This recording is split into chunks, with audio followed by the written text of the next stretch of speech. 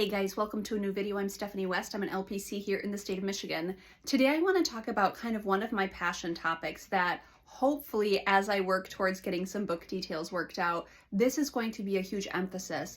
And it's about the importance of allowing models and mentors into our lives. So when gaps show up in our development and our understanding and what we want to be true about the world, but it's just not working out for us, when gaps show up, we can go learn about it academically. We can go try, to practice and do best methods. Or we can look to other people who are doing it well and use them to help kind of undergird our understanding of change and walk towards some sort of shift in our life. And models and mentors can be so paramount in helping us develop new skills. I want to demonstrate this through something very specific. Up on the board here, we're going to look at the kind of the intersection of stress and support.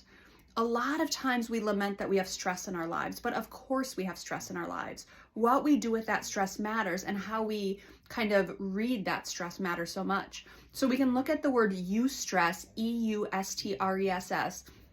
This is stress that propels us into motion. This is stuff that is good stress that kind of floods us with kind of the, I gotta go do this, I can do this, I need to do this. There's an urgency that shows up there.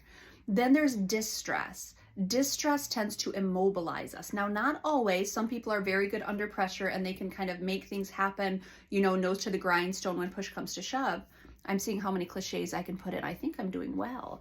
But it's important to understand that sometimes when distress is too high, it's going to immobilize us.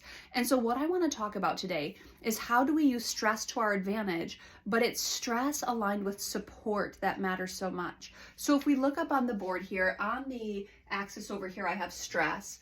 On the axis over here, I have support, and we look at how they intersect. So low and high stress, low and high support. If I have low stress and low support, that's a pretty good arrangement. It's not something where I'm going to feel a lot of kind of intensity or a lot of kind of importance in moving and engaging life. And that's okay because no one's asking me to. So I can kind of live passively. I can live in someone's basement. I can just kind of be okay with life because there's low stress and there's low support, so it doesn't actually matter. Up on the board here, what if I had low stress but high support? This actually is problematic. If I have low stress, meaning no one's asking me to be in motion, and I have high support where people are going to do things for me, we're talking about a recipe for learned helplessness. We're talking about kids not growing kind of their sea legs in adulthood. Again, mixed metaphors, not even cliches now, I'm just going off the rails. But we're talking about people not stepping into self-agency in their own lives, because why do they have to? They've got plenty of support that's willing to do it for them. That's really concerning. So we're not prompting you towards change because there's no stress applied or there's limited stress applied. And even if there were stress, it's fine, we'll take care of it for you. I see that as a recipe for some really hard struggles. But that's not the worst of it. I guess we don't have to call them better or worse, but there is some concern when we have high stress and low support. These are a lot of my clients. These are people who have high expectations placed on them, whether it's perception of expectations or whether it's actual expectations placed on them, and they don't have the support to help get them to that level of expectation. So let's say parents aren't very good at math, but they insist that their child gets an A in math. They don't hire a tutor. They tell the kid, hey, go ask the teacher, but they don't model for the kid how to actually go have a dialogue with the teacher to get the support. So the kid is given this unrealistic expectation for his context and not a lot of support to get there. That's anxiety, that's depression, that's adjustment struggle, that's a lot of issues can come from a low support, high stress environment. That's really concerning. So then people say, well, high stress, not good. I would disagree. The part that we can come to where we are going to experience the most growth is going to be where we have high stress, but we also have high support. High stress and high support is what challenges us to be a better version of ourselves. What that means is if there's improvements you want to make, there's changes you want to start walking towards, you've got to figure out your support system. Because high stress, low support, that's a burnout recipe. That's a despondency recipe. That's a bad recipe. High stress, high support, that's going to get you to new places.